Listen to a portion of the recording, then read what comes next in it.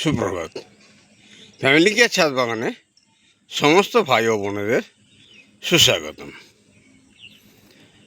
আজকের বিষয়, নিজের বাগান থেকে নিজেই যদি বীজ উৎপাদন করা যায় তাহলে ফসলের উৎপাদন খুব ভালো এবং চূড়ান্ত হয়। আমি এপ্রিল মাসের প্রথম সপ্তাহ থেকে করলার উৎপাদন পাচ্ছি এবং দীর্ঘ প্রায় 1.5 মাস ধরে এই করলা গাছটা উৎপাদন দিচ্ছে।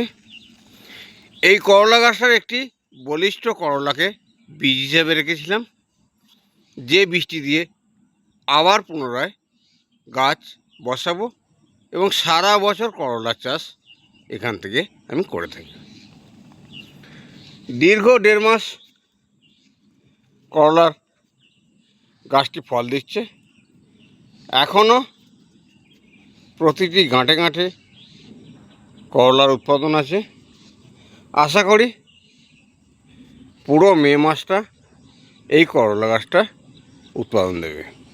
দীর্ঘ 1 মাস করলা ফলন পাওয়ার পর একটি চাপান সার দিয়েছিলাম।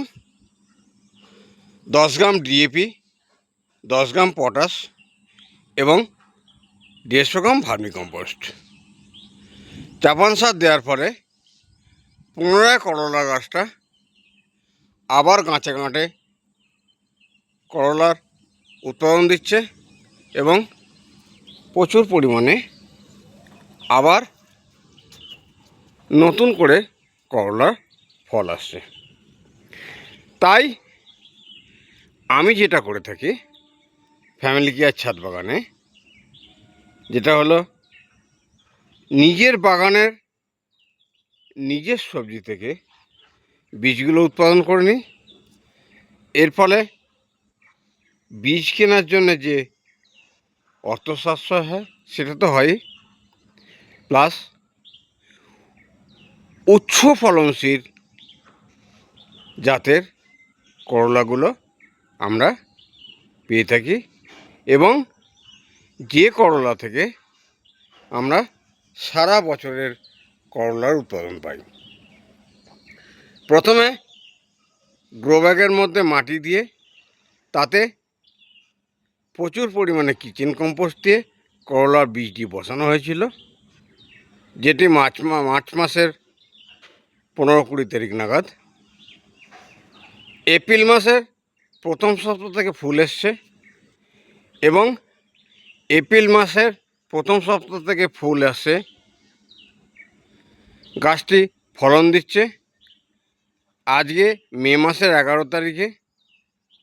দীর্ঘ 1.5 মাস গাছটির বয়স, 1.5 মাসের একটু বেশি, কিন্তু প্রায় 1 মাসের কাছাকাছি ফলের উৎপাদন দিচ্ছে, করলার উৎপাদন দিচ্ছে।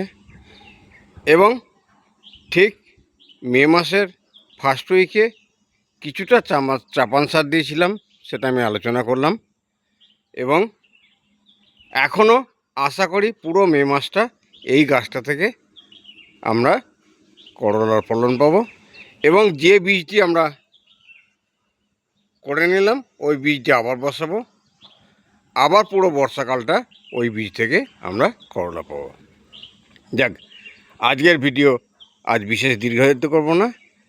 বীজ কিভাবে আমরা নিজের বাগান থেকে উৎপাদন করি সেই সম্বন্ধেই আলোচনা করে নিলাম। সমস্ত ভাই বোনকে নমস্কার জানিয়ে এবং ঈশ্বরের কাছে প্রত্যেকের সুস্থতা কামনা করে আজকের করলা বীজ উৎপাদন সম্বন্ধে আইডিয়া নিয়ে যে আলোচনা ছিল সেটি আমি শেষ করব।